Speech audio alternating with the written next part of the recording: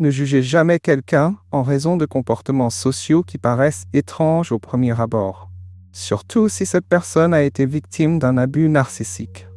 Traverser une expérience aussi traumatisante peut profondément modifier sa façon de voir et d'interagir avec le monde. Généralement, ce que nous qualifions d'étrange correspond en réalité à des mécanismes de défense créés pour faire face à des défis émotionnels intenses. Aujourd'hui, nous allons découvrir 10 comportements sociaux susceptibles d'apparaître chez ceux qui ont survécu à l'abus narcissique. Mieux comprendre ces réactions ouvre la voie à l'empathie et contribue à combattre la stigmatisation entourant ce type d'expérience. On y va? Hyperréactivité aux signaux sociaux. Avez-vous déjà remarqué quelqu'un qui réagit de manière très intense à un simple regard ou à un ton de voix? Cette sensibilité est fréquente chez ceux qui ont subi un abus narcissique. Il ne s'agit pas de paranoïa ni d'exagération. C'est en réalité le résultat d'un système d'alerte permanent développé pour faire face à des environnements émotionnels instables. La personne ayant vécu un abus émotionnel développe souvent un radar extrêmement affûté pour percevoir les émotions et les réactions d'autrui.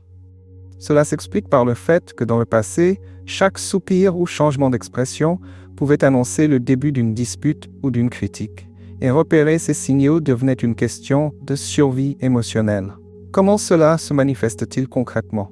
Imaginez que vous marquiez une brève pause dans la conversation et laissiez échapper un léger soupir, peut-être à cause de la fatigue ou d'une distraction. Pour quelqu'un qui a subi un abus narcissique, ce geste peut être perçu comme un mécontentement ou un jugement, même si ce n'est pas votre intention.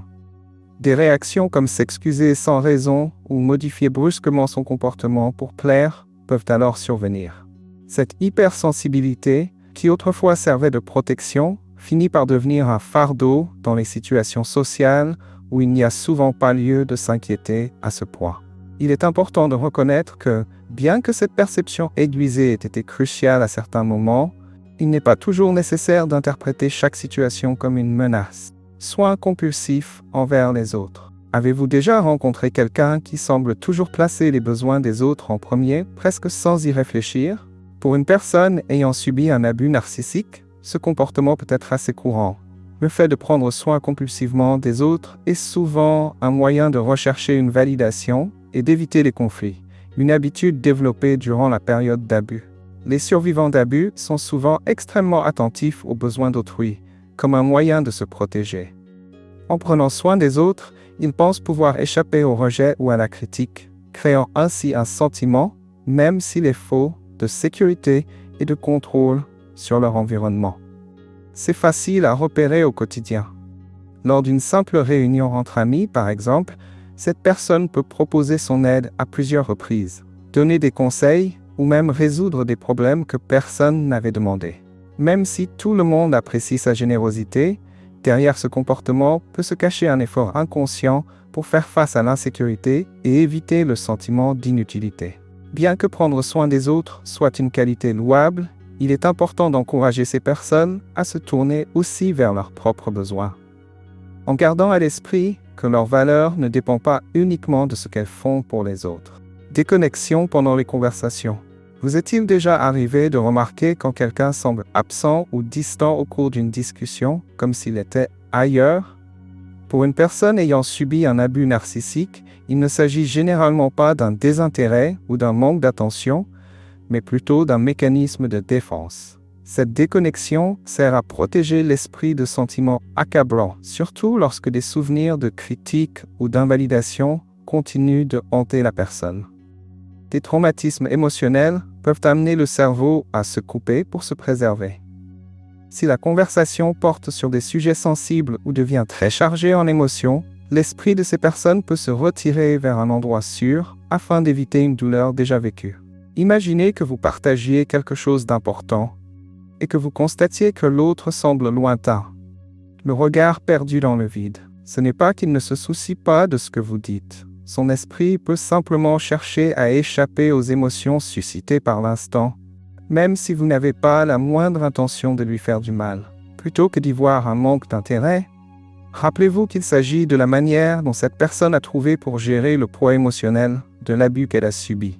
Humour particulier et autodérision. Peut-être connaissez-vous quelqu'un qui fait toujours des blagues avec une pointe de sarcasme ou d'autodérision, parfois même un peu sombre. Pour un observateur extérieur, cela peut sembler n'être qu'une plaisanterie. Mais pour quelqu'un qui a traversé un abus narcissique, ce style d'humour est un moyen de survie émotionnelle. Transformer la douleur en blague n'efface pas la souffrance, mais cela aide à alléger un peu les sentiments et procure une sensation de contrôle sur ce qui a été vécu. C'est comme enfiler un costume comique pour affronter jour après jour les insécurités et les souvenirs douloureux. Imaginez une conversation détendue. Quelqu'un lance une phrase du type « Je suis un désastre ambulant, mais au moins je suis cohérent ». Cela peut sembler drôle, mais refléter en même temps des insécurités façonnées par des expériences difficiles. La prochaine fois que vous entendrez une blague autodérisoire, rappelez-vous que, pour la personne qui la raconte, elle peut être bien plus qu'une simple plaisanterie. Elle peut être un signe de force et une manière de faire face à des blessures encore vives. Hésitation à rencontrer de nouvelles personnes. Savez-vous quand vous remarquez quelqu'un qui préfère rester dans un coin de la pièce, évitant les conversations ou mettant du temps à créer de nouveaux liens? Pour une personne ayant vécu un abus narcissique, cette réticence va au-delà de la simple timidité. C'est le reflet de blessures anciennes qui ont façonné sa confiance et sa capacité à se sentir accepté. Après avoir traversé des expériences où ses valeurs et ses sentiments ont été continuellement invalidés, de nombreux survivants développent une profonde peur d'être jugés ou rejetés. C'est comme s'ils portaient une barrière invisible qui leur murmure que personne ne les acceptera vraiment tels qu'ils sont. Cette insécurité peut apparaître de manière subtile. Imaginez une fête où vous voyez quelqu'un qui se contente d'observer de loin, sans s'approcher de personne. Au fond, cette personne a envie de participer, mais la peur d'être critiquée ou dévalorisée la retient. Dans une conversation informelle, elle peut sembler distante ou mal à l'aise, se demandant constamment ce que les autres vont penser. Pour ces personnes, hésiter à rencontrer de nouvelles personnes dépasse la timidité. C'est une façon de se protéger de blessures passées, qui un jour ont été bien réelles et profondes. Explosion émotionnelle inattendue. Parfois, les personnes ayant subi un abus narcissique peuvent avoir des réactions émotionnelles qui, à première vue, semblent énormes face à un événement minime. Pour un observateur extérieur, ces explosions peuvent paraître déroutantes, mais en réalité, elles représentent un tourbillon de sentiments accumulés au fil du temps. Il ne s'agit pas uniquement de ce qui se produit à l'instant, mais d'un ensemble de souffrances anciennes qui trouvent enfin un moyen de s'exprimer. Lorsque les émotions restent refoulées, c'est un peu comme si l'on remplissait un réservoir jour après jour, goutte à goutte. Soudain, quelque chose qui paraît anodin, un commentaire, un ton de voix, un regard, suffit à ouvrir les vannes. Pour les survivants d'abus, chaque souvenir ignoré ou invalidé par le passé peut se rassembler et émerger de façon écrasante à un moment où personne ne s'y attend. Pensez à une dispute anodine à propos de quelque chose d'insignifiant, et tout à coup, quelqu'un se met à pleurer ou se met en colère. Il ne s'agit pas seulement de cette conversation. C'est un cri de libération après des années à étouffer des émotions et des expériences douloureuses. Ces réactions ne doivent pas être considérées comme exagérées, mais plutôt comprises comme faisant partie du processus de guérison. Un rappel que les blessures doivent être reconnues avant de pouvoir entamer leur cicatrisation. Habitude nerveuse visible. Avez-vous déjà remarqué quelqu'un qui ne peut s'empêcher de remuer les mains, de balancer les pieds ou de jouer avec ses cheveux pendant une conversation? Pour une personne ayant subi un abus narcissique, ces petits gestes peuvent être bien plus qu'une simple habitude.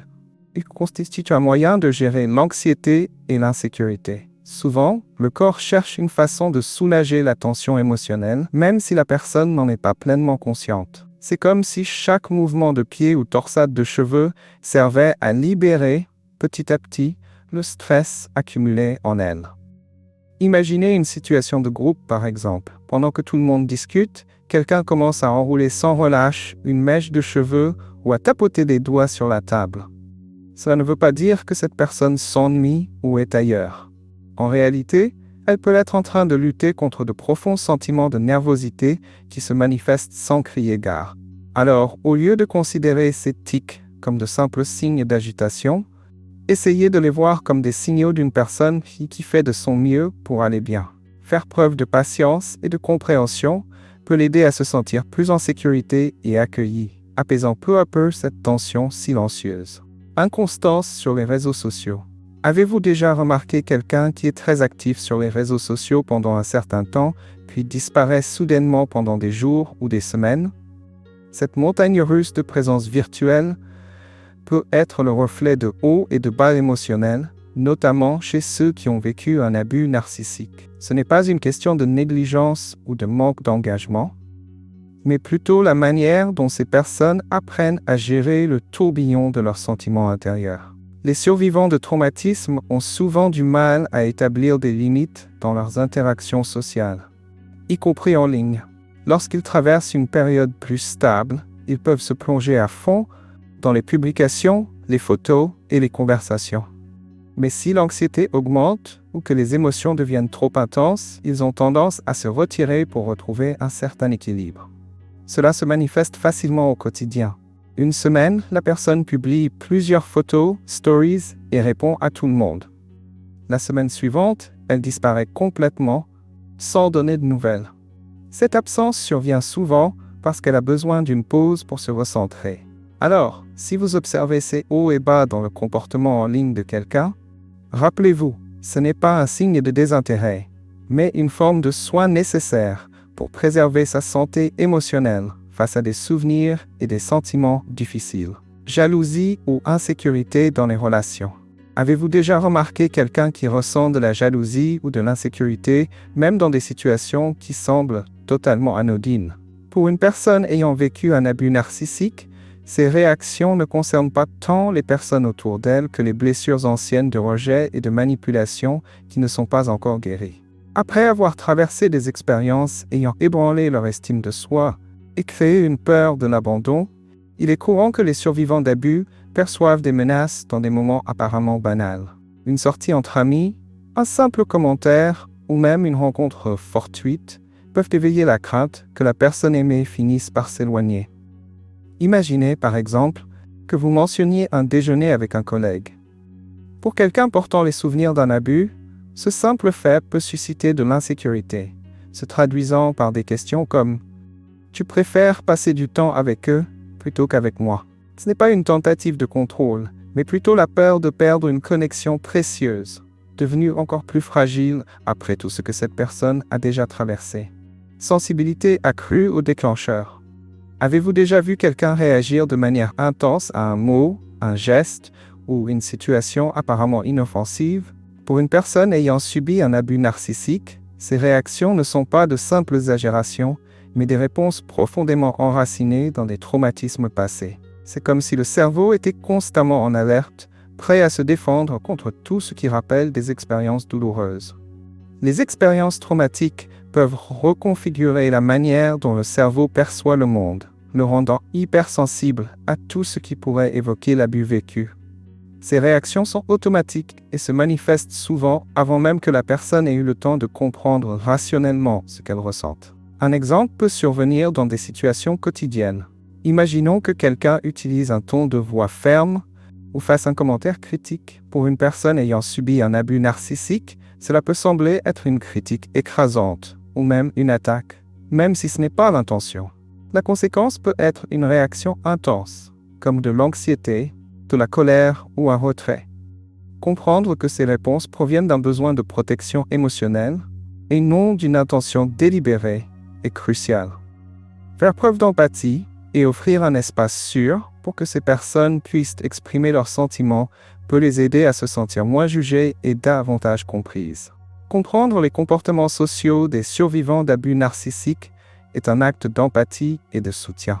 Ce qui peut paraître étrange ou exagéré pour certains prend souvent racine dans des blessures émotionnelles profondes.